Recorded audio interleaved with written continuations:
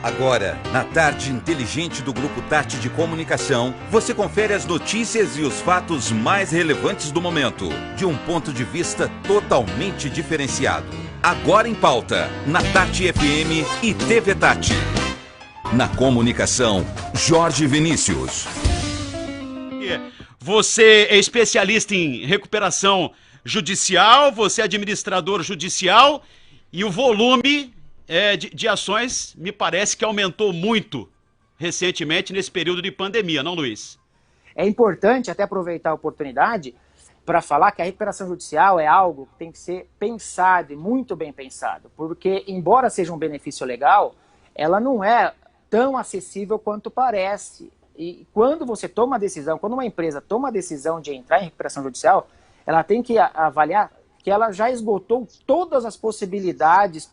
Mas, mais uma vez, é muito importante que a empresa busque meios alternativos, porque a recuperação judicial ela tem um custo e é um custo alto.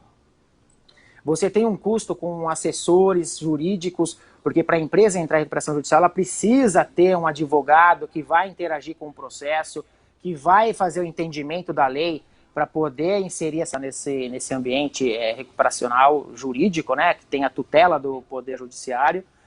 Além disso, ela tem que ter uma assessoria financeira para auxiliá-la em propor um plano de pagamento e novas condições de pagamento para aqueles credores que naquele momento que ela pediu a recuperação judicial, ela tem aquela dívida. E, por outro lado, eu friso bastante a questão de não romantizar tanto a recuperação judicial como se fosse algo que milagroso, porque existem outros meios de se buscar a renegociação, até de forma extrajudicial.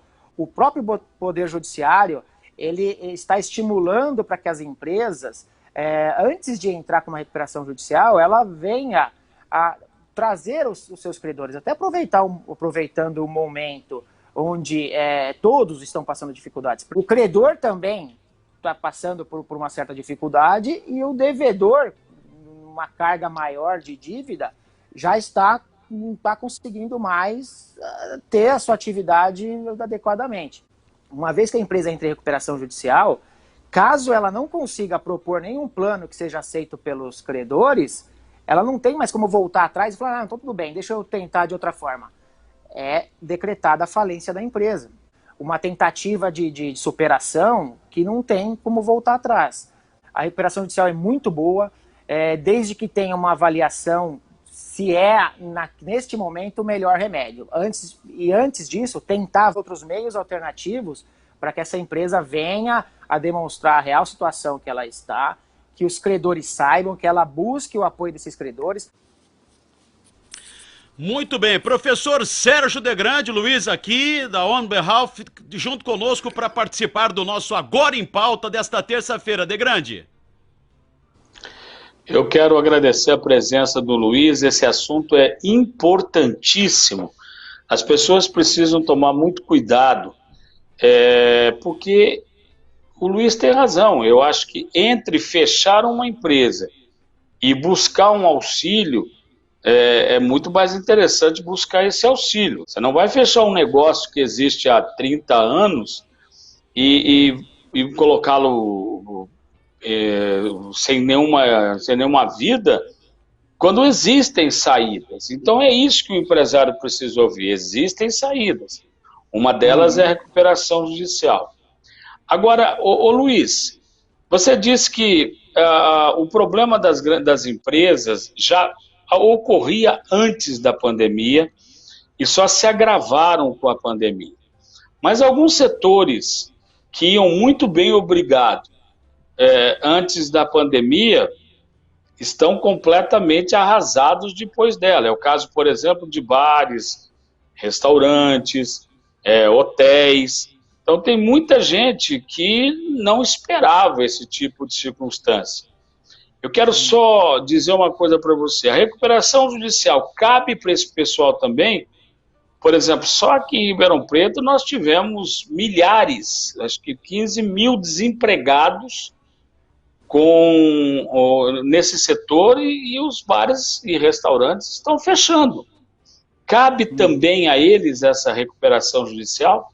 Professor Sérgio, É importante enfatizar uma questão no Brasil. 98, cerca de 98% das empresas no Brasil são micro e pequenas e médias empresas. Nós estamos falando de uma maioria que a gestão é familiar, é uma empresa familiar, é o dono que está no dia a dia da empresa.